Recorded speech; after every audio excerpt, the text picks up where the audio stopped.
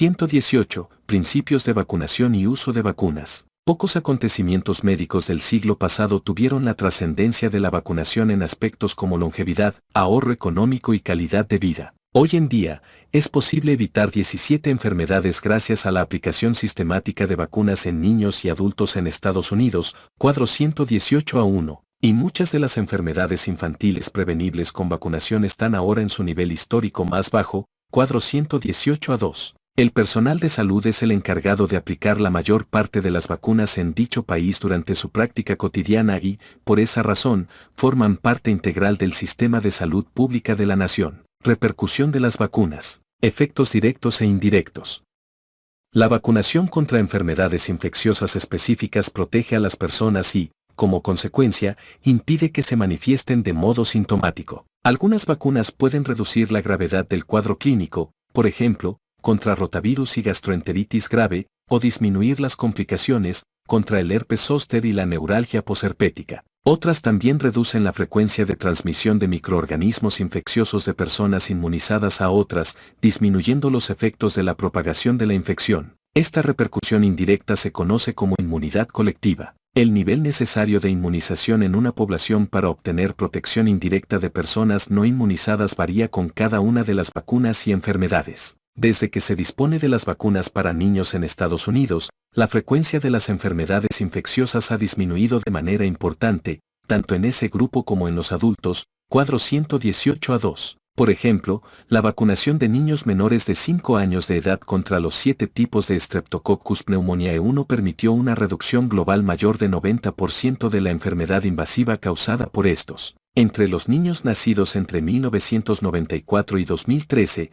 un conjunto de vacunas infantiles para prevenir 13 enfermedades evitará 322 millones de enfermedades y 732.000 muertes en el transcurso de sus vidas y ahorrarán 1.38 billones USD. Control, eliminación y erradicación de enfermedades prevenibles con las vacunas.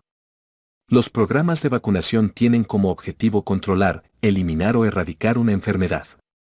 El control disminuye las consecuencias negativas y reduce el impacto nocivo de los brotes de la enfermedad en comunidades, escuelas e instituciones. También reducen el ausentismo laboral y escolar de los afectados y de los padres que atienden a sus hijos enfermos y permiten un mejor aprovechamiento de los recursos que se destinan a las consultas para tratamiento. La eliminación de una enfermedad es un objetivo más exigente que el control, pues requiere la reducción total, a cero, de los casos en un área geográfica determinada, pero a veces se le define como la disminución de la frecuencia de la transmisión autóctona ininterrumpida de una infección en un área geográfica. En 2016, en Estados Unidos se logró la eliminación de la transmisión de sarampión, rubeola, poliomielitis y difteria a grupos indígenas. Los microorganismos patógenos que provienen de otras zonas del mundo siguen siendo considerables, y los esfuerzos en salud pública se orientan a actuar con prontitud ante tales casos, así como a limitar la propagación ulterior del microorganismo infeccioso. La erradicación de una enfermedad se logra cuando su eliminación persiste sin necesidad de intervenciones constantes. Hasta la fecha, el único padecimiento prevenible con vacunas que ha sido erradicado de forma global es la viruela. Aunque la vacuna ya no se aplica de forma sistemática, la enfermedad no ha reaparecido de forma natural porque se interrumpieron todas las cadenas de transmisión en personas gracias al esfuerzo previo de vacunación y porque los humanos constituían el único reservorio natural del virus. En la actualidad, una iniciativa de salud importante se orienta a la erradicación global de la poliomielitis. Se ha eliminado la transmisión sostenida de la poliomielitis en muchas naciones, aún no en Afganistán ni Pakistán. En 2016, después de que Nigeria completara 2 años sin encontrar un caso de poliomielitis silvestre, se identificaron 3 casos en una región donde los vacunadores no pudieron llegar a cientos de miles de niños debido a la insurgencia. Probablemente el virus se desplazó sin ser detectado. La localización de un caso de la enfermedad, contra la cual se han orientado los intentos de erradicación, se considera un evento centinela que podría permitir que el microorganismo se restablezca en la región. Por tanto, es necesario notificar de inmediato dichos episodios a las autoridades de salud, detección y control de brotes. Los casos de enfermedad prevenible con vacunas y detectados en una institución, durante la práctica médica o en una comunidad, pueden advertir de cambios importantes en el microorganismo patógeno, las vacunas o el entorno. Hay varios factores que ocasionan un incremento de la frecuencia de la enfermedad prevenible con vacunas. 1. Tasas bajas de vacunación que dan lugar a mayor susceptibilidad. Por ejemplo, la reaparición del sarampión en quienes no se vacunan. 2. Cambios en el microorganismo infeccioso que le permiten escapar de la protección inducida por la vacuna. Por ejemplo, neumococo del tipo no utilizado en la inmunización. 3. Disminución de la inmunidad inducida por la vacuna, por ejemplo, la tosferina en adolescentes y adultos vacunados a temprana edad. Y 4. La introducción de grandes inóculos desde el lugar de origen del microorganismo patógeno, por ejemplo, exposición de origen alimentario al virus de hepatitis A. La notificación a las autoridades de salud de los episodios de enfermedades que pueden aparecer en brotes facilita la identificación de los grupos que precisan más intervenciones de este tipo. Notificación a los servicios de salud pública. La identificación de casos sospechosos de enfermedades que se busca erradicar, junto con otras que exigen intervenciones de salud urgentes, como la búsqueda de contactos, el inicio de profilaxis con fármacos o inmunizaciones, o la investigación epidemiológica de la exposición a una fuente común, tiene que cumplir con requisitos especiales de notificación. Muchas enfermedades contra las cuales se utilizan vacunas, como sarampión, tosferina, enfermedad invasiva tipo B por Haemophilus influenzae y varicela, se reportan en todo Estados Unidos. Los médicos y el personal de laboratorio tienen la responsabilidad de informar a las autoridades de salud locales o estatales cuando aparecen infecciones prevenibles con vacunas, de acuerdo con criterios específicos de definición. Todo el personal de salud debe conocer los requisitos de notificación, tanto en el estado como en la ciudad, y la mejor forma de comunicarse con las autoridades de salud pública. Una respuesta oportuna ante brotes prevenibles con vacunas mejora la eficacia de las medidas de control. Consideraciones globales. Algunas iniciativas de salud a escala internacional se orientan a disminuir las enfermedades prevenibles con vacunas en regiones de todo el planeta. Colaboran en la llamada Iniciativa contra el Sarampión instituciones como la Cruz Roja estadounidense, la Organización Mundial de la Salud, OMS, la Fundación de las Naciones Unidas y el Fondo de las Naciones Unidas para la Infancia, UNICEF, y los Centros para el Control y la Prevención de Enfermedades. Esta campaña se ha orientado a reducir el número de muertes por sarampión en todo el mundo. Durante 2000 a 2014, las tasas globales de mortalidad por sarampión disminuyeron 78%, es decir, de una cifra calculada de 535.300 muertes en 2000 a 114.900 en 2014. En 2015, el continente americano se convirtió en la primera región de la OMS en ser declarada libre de transmisión endémica de rubeola. Participantes destacados en la erradicación global de la poliomielitis han sido los Rotary International, UNICEF, Centros para el Control y la Prevención de Enfermedades y OMS, y en esa tarea se intentó disminuir el número anual de casos de poliomielitis paralítica de 350.000 en 1988 a 74.000 en 2015. La llamada Getty Alliance y la Bill and Melinda Gates Foundation han contribuido de manera importante a los esfuerzos globales por disminuir las enfermedades prevenibles con vacunas y así reforzar las actividades previas de la OMS, UNICEF y los gobiernos de países desarrollados y en vías de desarrollo. Mejoría de la vacunación en adultos.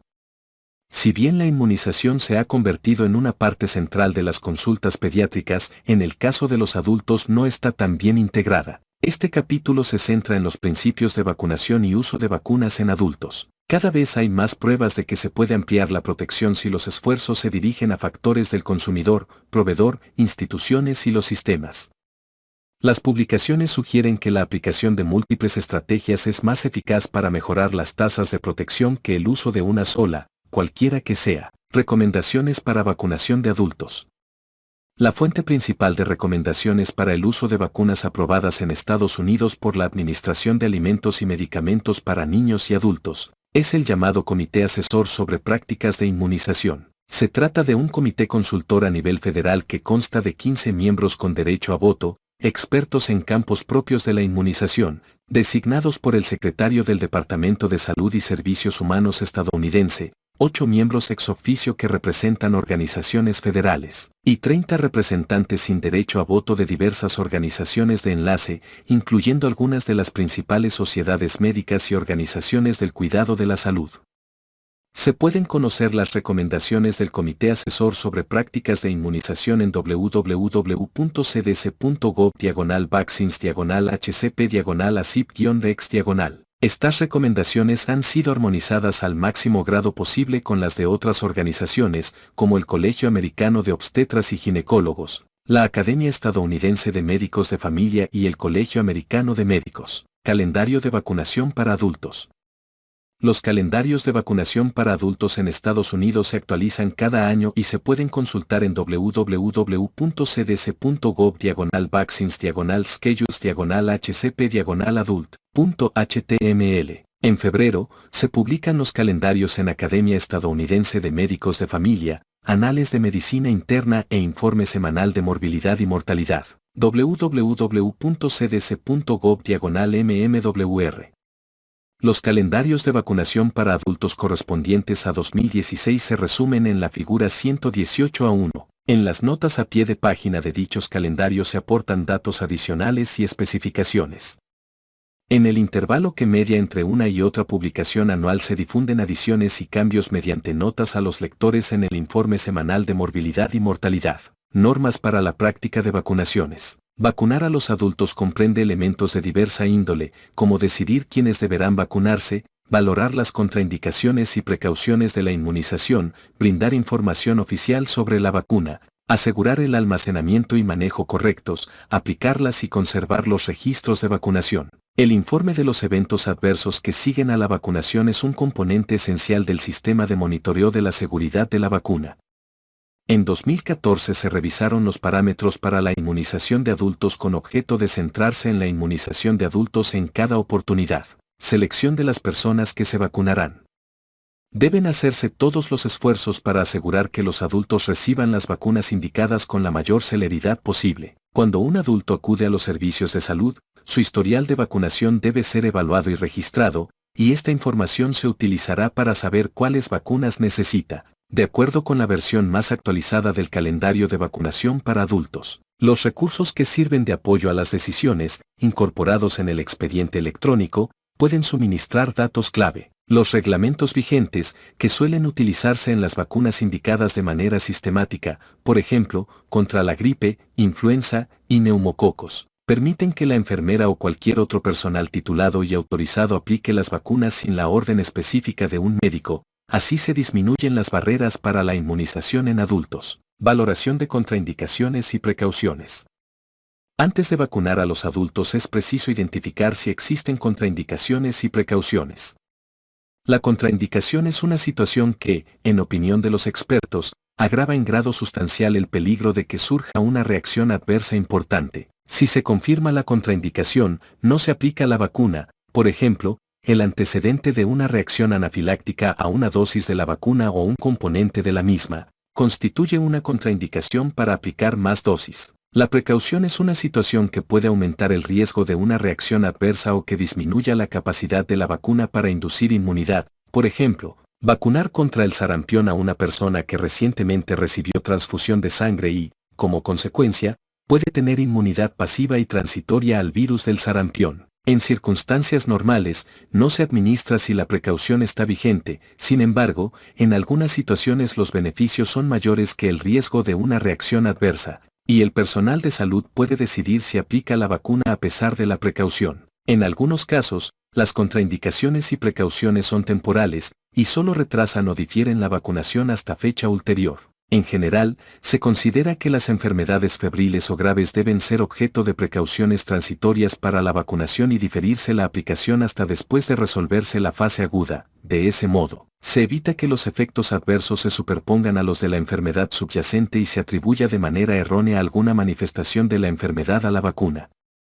En el cuadro 118A3 se resumen las contraindicaciones y precauciones que deben seguirse en el caso de vacunas aprobadas en Estados Unidos para los adultos. Es importante identificar situaciones o trastornos que no constituyan contraindicaciones, para aprovechar todas las oportunidades de vacunación. Por ejemplo, en casi todos los casos, no son contraindicaciones factores como enfermedades agudas leves, con febrícula o sin ella, el antecedente de una reacción local leve o moderada a una dosis inferior de la vacuna y el amamantamiento, antecedentes de hipersensibilidad inmediata a un componente de la vacuna. Una reacción alérgica grave, como anafilaxia, a una dosis anterior de la vacuna o a algunos de sus componentes, constituyen contraindicación para administrarla. Muchas de las inmunizaciones contienen diversas sustancias, entre las que figuran la proteína de huevo, gelatina y levadura como las que tienen una mayor probabilidad de desencadenar alguna reacción alérgica grave en ciertas personas. Además, a pesar de que el caucho natural, látex, no es componente de la vacuna, algunas de ellas se distribuyen en recipientes o jeringas que contienen esta clase de látex. Estas vacunas se identifican por las instrucciones del fabricante y no deben aplicarse a personas con alergia importante al caucho, anafilaxia, salvo que el beneficio supere los riesgos de una posible reacción alérgica. La hipersensibilidad local o por contacto al caucho, muy frecuente, como la que ocurre con los guantes usados en medicina, contienen caucho sintético, pero no ocasionan reacciones alérgicas. No constituye una contraindicación para la aplicación de una vacuna que se distribuye en ampolleta o jeringa que contiene caucho natural. Las vacunas indicadas sistemáticamente para los adultos y que, para febrero de 2015, a veces se distribuyeron en una ampolleta o jeringa que contenía caucho natural, son la vacuna de hepatitis A Jabrix, en jeringa, la de hepatitis A Bacta, ampolleta y jeringa, la de hepatitis B en Gerix B jeringa, la de hepatitis B Reconvivax HV, ampolleta, contra virus del papiloma humano Cervarix, jeringa, aquellas contra influenza Fluarix, Fluvirin, Agriflu y Flucelvax, jeringa, Tedap-Adacel y Bostrix, de toxoides tetánico y diftérico y tosferina acelular, jeringa, las vacunas TD, toxoides tetánico y diftérico, jeringa, las de hepatitis A y B Pinrix, jeringa, y la vacuna de polisacárido meningocócico Menomune, ampolleta, embarazo. Las vacunas elaboradas con virus vivos están contraindicadas durante el embarazo por el riesgo teórico de que la réplica del virus que contienen origine infección congénita o ejerza otros efectos adversos en el feto. Muchas de estas vacunas, como la de la varicela, no son secretadas en la leche materna. Por esa razón, la lactancia no es contraindicación para la inmunización. El embarazo no constituye una contraindicación para aplicar vacunas inactivadas, pero en su mayor parte no se aplican durante el embarazo porque hay pocos datos en relación con su seguridad. En Estados Unidos se recomiendan dos vacunas de virus inactivados en este grupo, que son la TDAP y la de influenza. La primera se aplica durante cada embarazo, sea cual sea el estado de inmunización previo, para evitar la tosferina en los recién nacidos, y se sugiere la vacunación anual contra la influenza desde los 6 meses de edad o mayores. En determinadas circunstancias pueden aplicarse a las embarazadas otras vacunas inactivas, como la meningococilca, inmunodepresión. Las vacunas hechas de virus vivos inducen una respuesta inmunitaria, debido a la replicación de los virus atenuados, debilitados, que es inherente al sistema inmunitario de quien la recibe. En sujetos con inmunodepresión, es posible la replicación de los virus de la vacuna, los cuales pueden originar infección diseminada. Por tanto, dichas vacunas están contraindicadas en pacientes con inmunodepresión grave, cuya definición varía con cada vacuna. La inmunodepresión grave puede ser causada por muchos cuadros patológicos, como infección por virus de inmunodeficiencia humana y neoplasias hematológicas o generalizadas. En algunos de estos trastornos, todas las personas tienen inmunodepresión muy grave. En otros, por ejemplo, infección por virus de inmunodeficiencia humana, el grado de deterioro del sistema inmunitario depende de la gravedad del trastorno que, a su vez, tiene que ver con la etapa de la enfermedad o del tratamiento. Por ejemplo, la vacuna contra sarampión, parotiditis y rubeola puede aplicarse a pacientes con virus de inmunodeficiencia humana que no muestran inmunodepresión grave, originada por inmunodepresores como los glucocorticoides en dosis altas. En esta situación, los factores que influyen en el grado de la inmunodepresión son la dosis, duración y vía de administración de tales fármacos. Información oficial sobre vacunas. La información oficial sobre vacunas es una sola hoja impresa por ambos lados por los Centros para el Control y la Prevención de Enfermedades, e informa de los beneficios y riesgos de la misma. En Estados Unidos, la llamada Ley Nacional de Lesiones por Vacunas Infantiles exige desde 1986 la publicación de dicha hoja, para vacuna en niños o adultos, en cualquier vacunación realizada por el Programa Nacional de Compensación por Lesiones por Vacunas. Desde julio de 2016, las inmunizaciones cubiertas por Ley Nacional de Lesiones por Vacunas Infantiles, aprobadas para adultos, incluyen TD, TDAP, hepatitis A y B, virus del papiloma humano, influenza inactivada, virus de gripe vivos intranasales, sarampión, parotiditis y rubeola, conjugada neumocócica y meningocócica, meningocócica serogrupo B, poliomielitis y varicela. Cuando se administran vacunas combinadas para las que no hay información oficial sobre vacunas independientes, por ejemplo, la combinación contra hepatitis A y B, se suministran toda la información oficial sobre vacunas importantes. También se han publicado información oficial sobre vacunas para algunas vacunas que no abarca la Ley Nacional de Lesiones por Vacunas Infantiles, como la de polisacárido de neumococos, encefalitis japonesa, rabia, zóster, fiebre tifoidea, antrax y contra fiebre amarilla. Se recomienda utilizar esta información oficial sobre vacunas, aunque no es obligatorio legalmente. La información de todas las hojas actuales de información oficial sobre vacunas se localiza en dos sitios de Internet: Vaccines and Immunizations, www.cdc.gov/vaccines/hcp/bis/ y the Immunization Action Coalitions, www.immunize.org/bis/. Este último traducido de las hojas en cuestión. Las hojas de información oficial obtenidas de dicho sitio se pueden descargar e imprimir. Almacenamiento y manejo. Las inmunizaciones inyectables se distribuyen en frascos con múltiples dosis, una sola dosis o jeringas de una sola dosis llenas y preparadas previamente por el fabricante. La vacuna contra la gripe hecha de virus vivos atenuados para nebulización nasal se distribuye en nebulizadores de una sola dosis. La de administración oral antitifoidea, en cápsulas, algunas como sarampión, parotiditis y rubeola, varicela, zóster y bipolisacáridos meningocócicos se distribuyen en polvo liofilizado que es necesario reconstituir, mezclar con un líquido para diluir antes de usarla. El polvo liofilizado y el diluyente se obtienen en envases independientes. Los diluyentes no se pueden usar de manera indistinta, sino que están preparados específicamente para un tipo de vacuna y no para otro. Por esta razón, se utiliza solo el diluyente específico que suministra el fabricante para cada tipo de vacuna. Una vez preparadas las vacunas liofilizadas, su vida útil es corta y tienen que almacenarse en condiciones adecuadas de temperatura y luminosidad. Por ejemplo, es importante proteger las vacunas de varicela y zóster de la luz y utilizarlas antes de transcurridos 30 minutos después de su reconstitución. De forma similar, la sarampión, parotiditis y rubeola ha de protegerse de la luz y administrarla incluso hasta 8 horas después de reconstituida. Hasta 30 minutos luego de su reconstitución, puede administrarse la vacuna de polisacáridos meningocócicos, que viene en viales de una sola dosis, pero los frascos con múltiples dosis se pueden usar durante un periodo de 35 días. Las vacunas se almacenan a temperaturas de refrigeración, de 2 a 8 centígrados, o de congelación, menos 15 centígrados o temperatura más fría. En general, las vacunas de virus inactivados, por ejemplo, los de gripe inactivada, polisacáridos neumocócicos y conjugados meningocócicos, se almacenan a temperaturas de refrigeración, y a temperaturas de congelación los recipientes con vacunas de virus vivos, liofilizadas, por ejemplo, varicela, zóster y sarampión, parotiditis y rubeola. La solución de dilución para las vacunas liofilizadas se almacena a temperaturas de refrigeración o ambiental.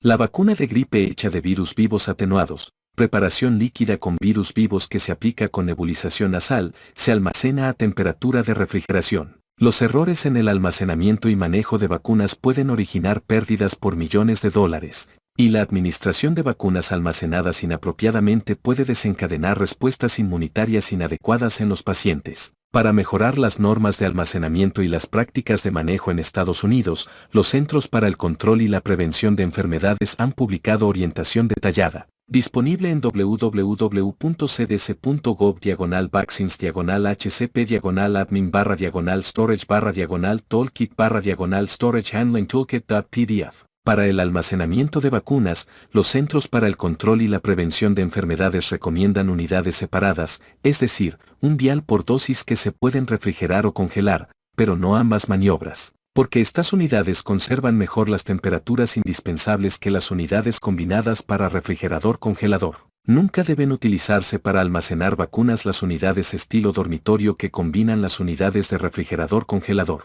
Las temperaturas de los refrigeradores o congeladores para almacenar vacunas deben vigilarse y registrarse cuando menos 2 veces al día laboral. Lo ideal es usar termómetros que miden y registran la temperatura de manera continua todo el día y toda la noche, y leer y documentar las temperaturas máximas y mínimas cada día laboral. Los Centros para el Control y la Prevención de Enfermedades recomiendan el uso de termómetros digitales calibrados con una sonda en material térmico amortiguado. Se ofrece más información detallada sobre las especificaciones de las unidades de almacenamiento y los dispositivos para la vigilancia periódica de la temperatura. Aplicación de vacunas. En Estados Unidos, casi todas las vacunas parenterales recomendadas para administración sistemática en adultos se aplican por vía intramuscular o subcutánea. Una presentación de vacuna de influenza aprobada para adultos de 18 a 64 años se aplica por vía intradérmica. Se administran por vía subcutánea las vacunas de virus vivos, como la de varicela, zóster y sarampión, parotiditis y rubeola. La mayoría de las vacunas inactivadas se aplican por vía intramuscular. La vacuna de 23 valencias de polisacáridos neumocócicos se puede administrar por vía intramuscular o subcutánea, pero se prefiere la administración intramuscular porque se acompaña de menor riesgo de reacciones en el sitio de la inyección. En el caso de vacunas para adultos administradas por vía subcutánea, se aplican con una aguja de 5/8 de pulgada, cerca de 1.5 centímetros, en la zona superoexterna del tríceps. En el caso de la vía intramuscular, se inyecta en el músculo deltoides, figura 118A2, con una aguja cuya longitud se elige según el género y peso de la persona, para garantizar la inserción adecuada en el músculo. Las guías actuales señalan que, en el caso de varones y mujeres que pesan menos de 70 kilos, basta una aguja de 1 pulgada. Para mujeres que pesan de 70 a 90 kilos y varones que pesan de 70 a 118 kilos, se necesita una aguja de 2.54 a 3.75 centímetros. Para mujeres que pesan más de 90 kilos y varones cuyo peso es mayor de 118 kilos se necesita una aguja de 3.75 centímetros. Se encuentran más ilustraciones de sitios y técnicas de inyección de vacunas en www.injunais.org/cat/P2020A. PDF. No se necesita aspiración, maniobra de hacer que el émbolo de la jeringa retroceda después de penetrar la piel, pero antes de inyectar la sustancia, porque no hay grandes vasos en los sitios de inyección recomendados. En la misma consulta se pueden aplicar varias vacunas y, de hecho, se insta a que se administren todas las necesarias en una sola consulta. Los estudios han señalado que las vacunas tienen la misma eficacia si se suministran de forma simultánea que de modo individual, y la administración simultánea de varias de ellas no incrementa el riesgo de efectos adversos. Si es necesario aplicar más de una vacuna en la misma extremidad, será mejor que entre uno y otro sitio de inyección medien 2.5 a 5.0 centímetros. De tal forma que se puedan diferenciar e identificar las reacciones locales en caso de aparecer. Si se administran una vacuna y un preparado inmunoglobulínico, por ejemplo, la vacuna TD y la inmunoglobulina tetánica, al mismo tiempo para cada inyección, se empleará un lugar anatómico diferente. En el caso de algunas vacunas, por ejemplo, tosferina o hepatitis B, se necesitan múltiples dosis para una respuesta adecuada y persistente de anticuerpos. El calendario recomendado especifica el intervalo que debe mediar entre una y otras dosis. Muchos adultos a los que se aplica la primera dosis de una serie con dosis múltiples, no completan la serie o no reciben las dosis ulteriores dentro del intervalo recomendado. Esto disminuye la eficacia de la vacuna o la duración de la protección. El personal de salud debe contar con sistemas de aviso que motiven a los pacientes a regresar para recibir las nuevas dosis de la serie de vacunas en los intervalos apropiados. Con excepción de la vacuna oral antitifoidea, la interrupción de las dosis programadas en el calendario no obliga a iniciar de nuevo toda la serie o agregar dosis adicionales. Después de la vacunación, en particular en adolescentes y adultos jóvenes, puede haber algún síncope. Han ocurrido lesiones graves, como traumatismos cráneoencefálicos y hemorragias cerebrales. Después de la aplicación, los adolescentes y adultos deben estar sentados o en decúbito. La mayor parte de los episodios sincopales suceden en un término de 15 minutos. El Comité Asesor sobre Prácticas de Inmunización recomienda que el personal realice de forma fehaciente la observación de los pacientes durante este tiempo. En caso de surgir un síncope, se vigilará a la persona hasta que los síntomas desaparezcan. La anafilaxia es una complicación inusual de la inmunización. Cada institución debe contar con material y un estuche para urgencias que contenga solución de epinefrina para administrar en caso de una reacción anafiláctica sistémica. Conservación de registros de vacunación. La aplicación de todas las vacunas se registrará con todo detalle en el expediente permanente del paciente. La documentación debe incluir fecha de aplicación, nombre o abreviaturas de la vacuna, número de lote y fabricante de la misma, sitio de aplicación, edición información oficial sobre vacunas, fecha en que se entregó la información oficial sobre vacunas, así como el nombre, dirección y cargo de quien aplicó la vacuna. El uso cada vez más frecuente de códigos de barras bidimensionales en los frascos y jeringas de las vacunas que pueden escanearse para ingresar los datos en registros médicos electrónicos compatibles y sistemas de información de vacunación facilita el registro más completo y exacto de la información exigida. Vigilancia de la seguridad de la vacunación y notificación de reacciones adversas. Valoraciones de la seguridad de una vacuna antes de su aprobación general. Antes de que la Administración de Alimentos y Medicamentos apruebe el uso general de vacunas, éstas se valoran en estudios clínicos con voluntarios. El estudio se realiza en 3 fases progresivas. La fase 1 es un estudio pequeño y por lo común se incorporan menos de 100 voluntarios. Su finalidad es obtener una valoración básica de la seguridad e identificar reacciones adversas frecuentes. Los estudios de fase 2, de mayor magnitud, incluyen cientos de personas, reúnen información adicional de inocuidad y se diseñan para valorar también la inmunogenicidad.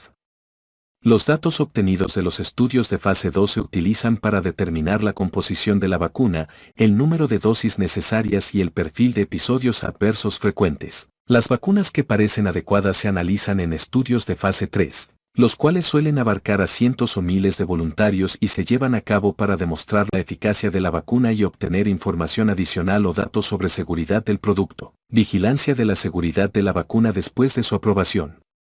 Una vez aprobada la vacuna por las autoridades competentes, se valora su seguridad por varios mecanismos. Las guías de la Ley Nacional de Lesiones por Vacunas Infantiles publicadas en 1986 exigen al personal de salud que notifique cualquier efecto adverso. En 1990 se estableció un mecanismo para tal notificación, llamado Sistema de Notificación de Eventos Adversos de Vacunas, y los Centros para el Control y la Prevención de Enfermedades y la Administración de Alimentos y Medicamentos se encargan de su aplicación. Tal sistema de vigilancia reúne notificaciones de reacciones adversas después de usar vacunas aprobadas actualmente en Estados Unidos. Se han definido los episodios adversos como los hechos perjudiciales que aparecen después de la vacunación y que podrían ser causados por la propia vacuna o el proceso de inmunización. Si bien el sistema de notificación de eventos adversos de vacunas se estableció en respuesta a la Ley Nacional de Lesiones por Vacunas Infantiles, cualquier episodio adverso, en un niño o adulto, se piense o no que en realidad provino de la vacunación, puede ser notificado mediante el sistema de notificación de eventos adversos de vacunas. Los episodios adversos que por obligación tiene que notificar el personal de salud se enumeran en el cuadro de episodios referibles en el sitio de internet ds.hhs.gov/reportable.htm. Durante 2011 a 2014 se presentaron cerca de 30.000 reportes al sistema de notificación de eventos adversos de vacunas cada año, y casi 7% de los episodios graves terminó en hospitalización, enfermedades letales, discapacidad o muerte. Cualquier persona puede presentar una notificación al sistema de notificación de eventos adversos de vacunas,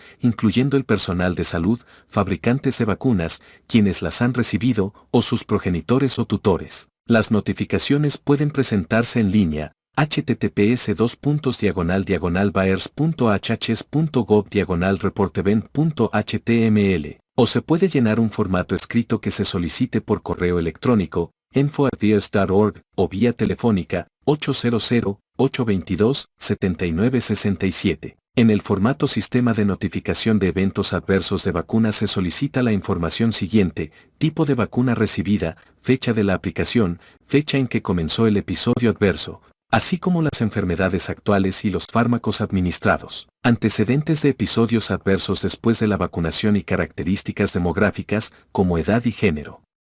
La información suministrada se incorpora en una base de datos. Después, la persona que notificó un efecto adverso recibe un aviso o carta de confirmación con un número de identificación de sistema de notificación de eventos adversos de vacunas que se puede utilizar si más adelante envía más datos. En casos seleccionados de algún efecto adverso grave, es posible vigilar el estado de la recuperación de la persona durante un periodo que va de 60 días a un año después de la vacunación. Instituciones como la Administración de Alimentos y Medicamentos y los Centros para el Control y la Prevención de Enfermedades tienen acceso a los datos del sistema de notificación de eventos adversos de vacunas y, Aprovechan esta información para llevar a cabo vigilancia seriada de la seguridad de la vacuna y realizar estudios de investigación. Los datos del sistema de notificación de eventos adversos de vacunas, salvo la información personal, están disponibles al público. Aunque el sistema de notificación de eventos adversos de vacunas ofrece información valiosa sobre la seguridad de las vacunas,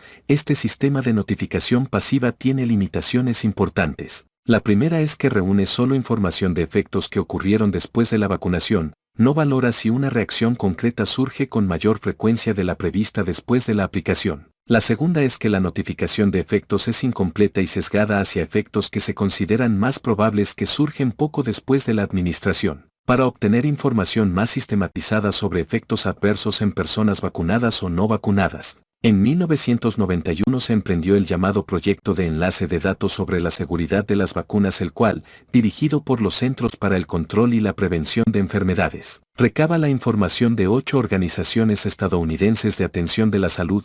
Las bases de datos de cada participante incluyen información sobre vacunaciones, entidades patológicas y médicas, aspectos demográficos, resultados de pruebas de laboratorio y prescripciones farmacéuticas. El Departamento de Defensa cuenta con un sistema similar que vigila de forma secuencial la seguridad de las vacunaciones en personal militar en activo. Además, el fabricante de la vacuna puede realizar valoraciones de la inocuidad del producto después de su aprobación. Tales valoraciones son exigidas por la Administración de Alimentos y Medicamentos en Estados Unidos como un requisito para aprobar el uso de la vacuna. Acceso del consumidor y solicitudes de vacunación. Al eliminar obstáculos que se interponen entre el consumidor o el paciente, las instituciones y el personal de salud pueden mejorar el aprovechamiento de las vacunas. Las barreras económicas han generado limitaciones notables, sobre todo en adultos no asegurados, incluso para quienes tienen seguro. Los desembolsos para la compra de vacunas nuevas y más costosas, como la que se usa contra el zóster, representan un obstáculo. En Estados Unidos,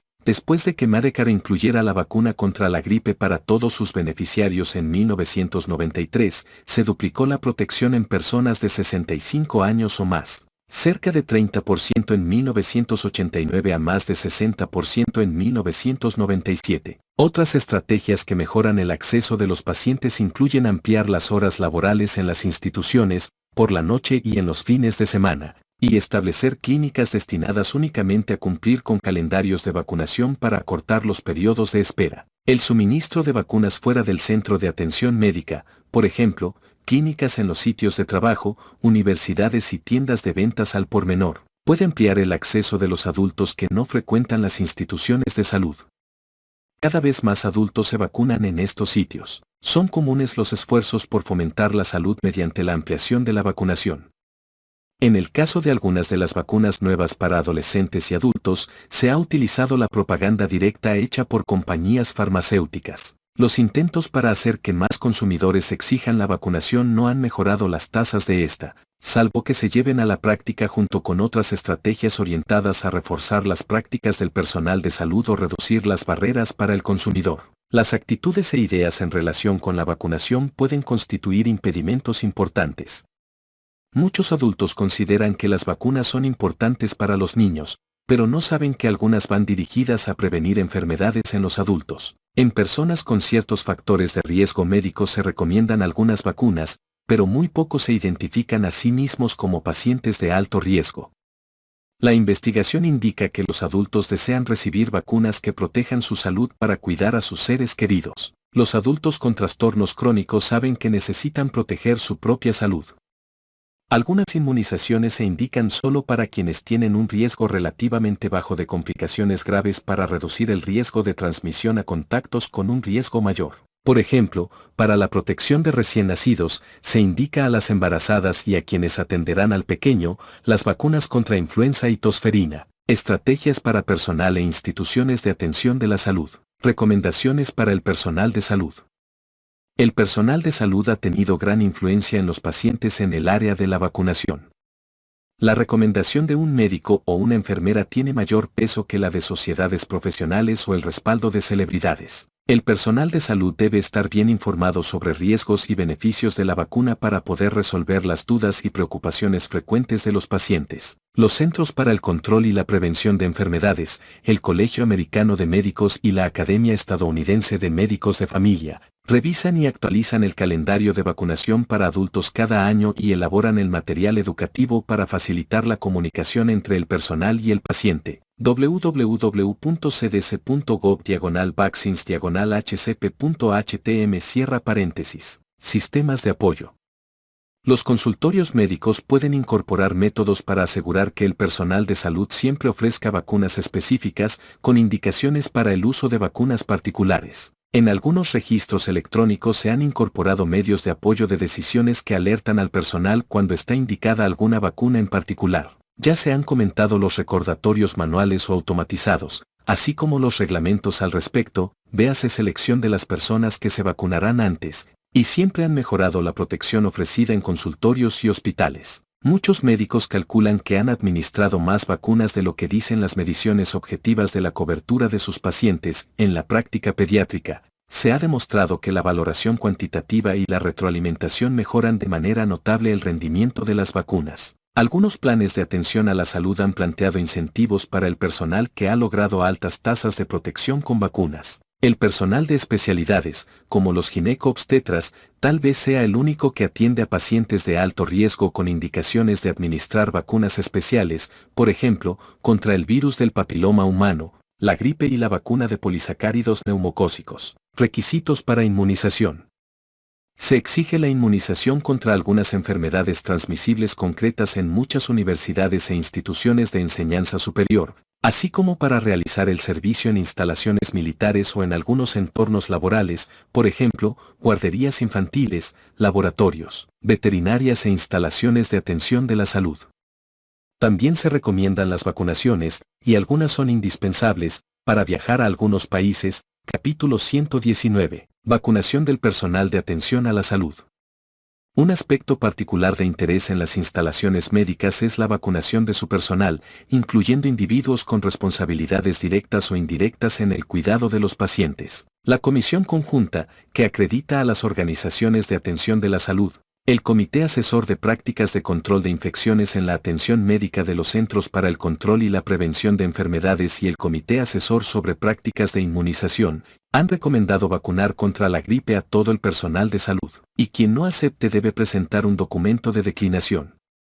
Como parte de su participación en el programa Informe de Calidad de Hospitalización de los Centros de Servicios de Medicare y Medicaid, los hospitales para enfermedades agudas tienen la obligación de notificar cuántos empleados han recibido la vacuna de la gripe estacional. Algunas instituciones y jurisdicciones han añadido normas obligatorias de vacunación contra la gripe del personal de salud y han ampliado los requisitos anteriores en relación con vacunas o pruebas de inmunidad de hepatitis B, sarampión, parotiditis, rubeola y varicela. Vacunación en entornos no médicos. Las tasas de vacunación en consultorios alcanzan cifras muy altas en el caso de niños pequeños y adultos de 65 años o mayores. Las personas en esos grupos de edad acuden más veces al consultorio y quizás sean atendidas de manera constante en un centro de salud en comparación con los niños de mayor edad, adolescentes y adultos de edad media no senil. La vacunación fuera del centro de salud puede ampliarse para atender a los individuos que van pocas veces al médico y así reducir la carga en los centros médicos muy concurridos. En algunos sitios,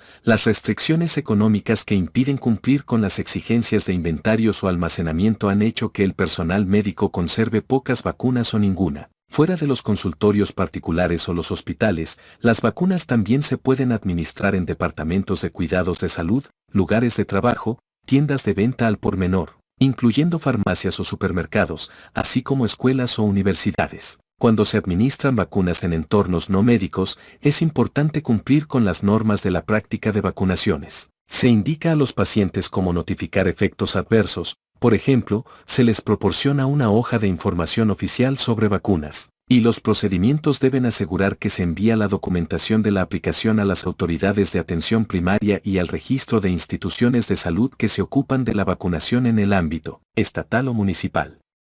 Es necesaria la documentación detallada en caso de solicitudes de empleo, admisión en escuelas y viajes. Los registros personalizados son útiles para que los consumidores lleven un registro detallado de sus vacunaciones, y algunas clínicas de salud laboral han incorporado informes automatizados de vacunación para que los empleados tengan datos actualizados de las recomendaciones. Algunas farmacias utilizan sistemas automatizados para notificar datos de vacunaciones al sistema de información local o estatal encargado de tales tareas. Vigilancia de la eficacia de la vacunación. El seguimiento de la protección lograda con la vacunación a escalas nacionales, estatales, institucionales y en la práctica diaria puede generar datos de retroalimentación para los médicos y los programas, y facilitar así la mejora de la calidad.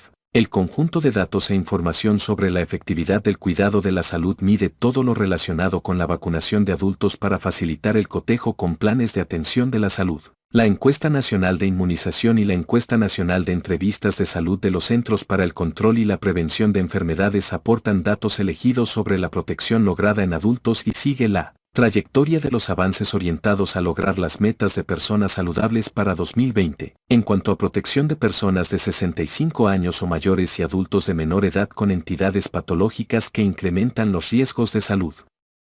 Las tasas de protección con vacunas contra gripe y neumococos han sido altas en personas del primer grupo, 60 a 70%, que entre sujetos de alto riesgo de 18 a 64 años. Las cifras de protección con vacunas específicas de cada región, como la vacuna de polisacárido neumocócico y la dirigida contra la gripe, medidas por el Sistema de Vigilancia de Factores de Riesgo Conductuales de los Centros para el Control y la Prevención de Enfermedades, indican variaciones geográficas importantes en tal sentido. Persisten diferencias en las tasas de protección de la vacunación de adultos entre sujetos caucásicos y minorías raciales y étnicas. A diferencia de ello, en los últimos 20 años han disminuido de modo notable las diferencias raciales y económicas en la vacunación en niños de corta edad. Gran parte de este adelanto se ha atribuido al programa de vacunas para niños, que desde 1994 se ha preocupado por que los niños sin seguro médico reciban vacunas de manera gratuita. Tendencias futuras. Muchas de las vacunas elaboradas en el siglo XX se destinaron a combatir las enfermedades infecciosas agudas más frecuentes de niños, pero las elaboradas en fechas recientes intentan prevenir situaciones crónicas que prevalecen en adultos. La vacuna contra hepatitis B previene la cirrosis asociada a dicha infección y el carcinoma hepatocelular, y la vacuna contra el virus del papiloma humano previene algunos tipos de cáncer cervicouterino, verrugas genitales y cánceres anogenitales y algunos orofaringeos. Una nueva vacuna de subunidad de herpes zóster, que se aprobó en 2017, debió mejorar de modo sustancial la protección contra esta enfermedad y la neuralgia posherpética.